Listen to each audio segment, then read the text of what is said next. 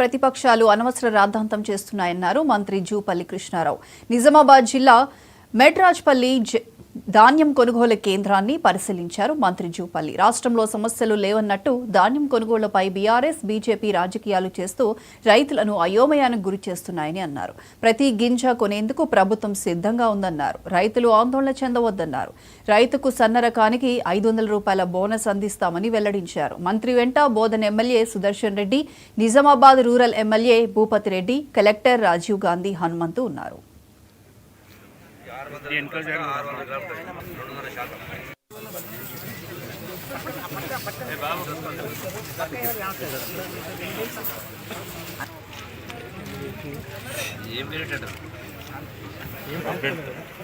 less than 2 mm రావాలి sir.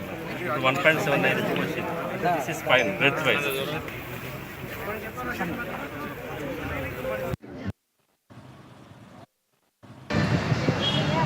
రైతులకు 5%, 10% గత ప్రభుత్వంలో కోతలు పెట్టి తేమ శాతం తక్కువని, తూకాలు తక్కువని రైతులు దోపిడీ చేసిండ్రు. అవి జరగకుండా ఉండాలని చెప్పని రైతు దగ్గరకు వచ్చి పరిచేసి వాళ్ళు తీసుకున్న జాగ్రత్తలను గురించి ఒక్కొక్కరికి స్పష్టంగా చెప్పడం జరిగింది.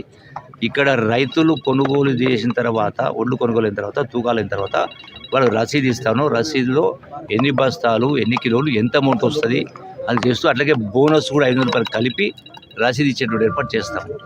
సో ఇక్కడ కొన్న తర్వాత వాళ్ళకి ఆ రసీదు ఇచ్చిన తర్వాత డైరెక్ట్గా లోడ్, ఈ రసీదు ముట్టిన తర్వాతనే ఈ బస్తాలు లోడ్ ఎత్తాలి.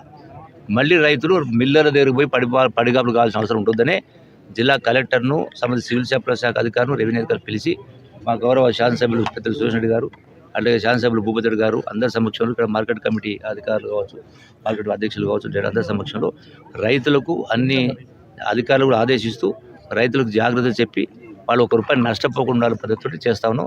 రైతులకు 5%, 10% గత ప్రభుత్వం టీడీపీ రాష్ట్ర